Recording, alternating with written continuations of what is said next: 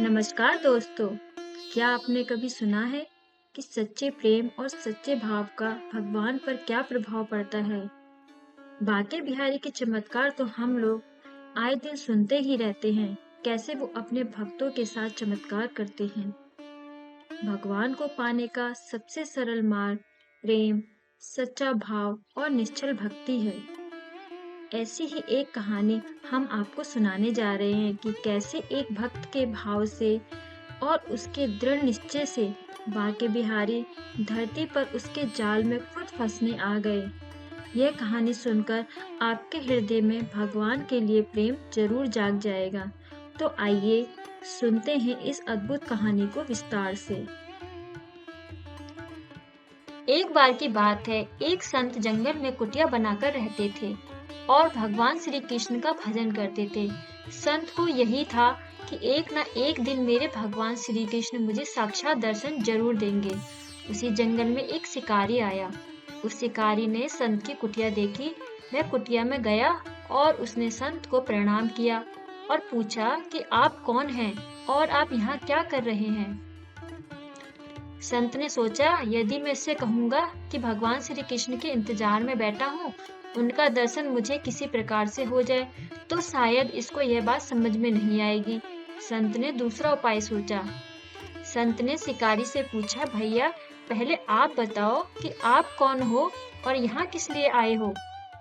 उस शिकारी ने कहा कि मेरा नाम किरात है और मैं यहाँ शिकार के लिए आया हूँ। संत ने तुरंत उसी की भाषा में कहा, मैं भी एक शिकारी हूँ और अपने शिकार के लिए यहाँ आया हूँ।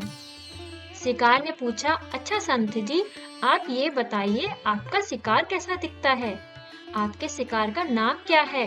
हो सकता है कि मैं आपकी मदद कर दूं। संत ने सोचा, इसे कैसे बताऊं? फिर भी संत कहते हैं, मेरे शिकार का नाम है, वो दिखने में बहुत ही सुंदर है, सांवला सलोना है, उसके सिर पर मोर मुकुट है, हाथों में बंसी है। ऐसा कहकर संत जी रोने लगे। शिकारी बोला, बाबा रोते क्यों हो? मैं आपके शिकार को जब तक ना पकड़ लूं, तब तक पानी भी नहीं पीऊंगा और आपके पास नहीं आऊंगा। अब वह शिकारी घने जंगल के अंदर गया और जाल बिछाकर एक पेड़ पर बैठ गया। यहाँ पर इंतजार करने लगा। भूखा प्यासा बैठा हुआ है। एक दिन बीता, दूसरा दिन बीता और फिर तीसरा दिन भी। भूखे प्यासे शिकारी को नींद भी आने लगी। बांके बिहारी को उस पर दया आ गई। भगवान उसके भाव पर रीझ गए। भगवान मंद मंद स्वर में बांसुरी बजाते आए और उस जाल में खुद फंस गए। जैसे ही किरात को फंसे हुए शिकार का अनुभव हुआ, तो वो तुरंत नींद से उठा और उस सांवरे भगवान को देखा। जैसा संत ने बताया था, उनका रूप हूबहू वैसा ही था। अब वह जोर जोर से चिल्लाने लगा, मिल गया, मिल गया, मिल गया, शिकार मिल गया। शिकारी ने उस शिकार को जाल समेत कंधे पर बिठा लिया और शिकारी कहता हुआ जा रहा है, आज 3 दिन के बाद मिले हो, खूब भूखा प्यासा रखा, अब तुम्हें मैं छोड़ने वाला नहीं हूँ। शिकारी धीरे धीरे कुटिया की ओर बढ़ रहा था।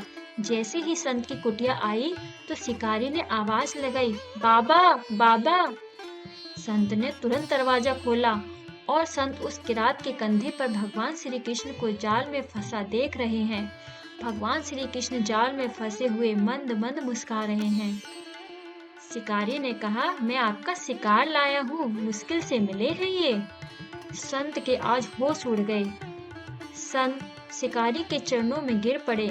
संत आज फूट फूट कर रोने लगे। संत कहते हैं, मैंने आज तक आपको पाने के लिए अनेक प्रयास किए प्रभु, लेकिन आज आप मुझे इस किरात के कारण मिले हो। भगवान बोले, इस शिकारी का प्रेम तुमसे ज्यादा है, इसका भाव तुम्हारे भाव से ज्यादा है, इसका विश्वास तुम्हारे विश्वास से ज्यादा है। इसलिए आज जब 3 दिन बीत गए, तो मैं आए बिना नहीं रह पाया। मैं तो अपने भक्तों के अधीन हूँ और आपकी भक्ति भी कम नहीं है संत जी। आपके दर्शनों के फल से मैं इसे 3 ही दिन में प्राप्त हो गया। इस तरह से भगवान ने खूब दर्शन दिया और फिर वे वहां से भगवान चले।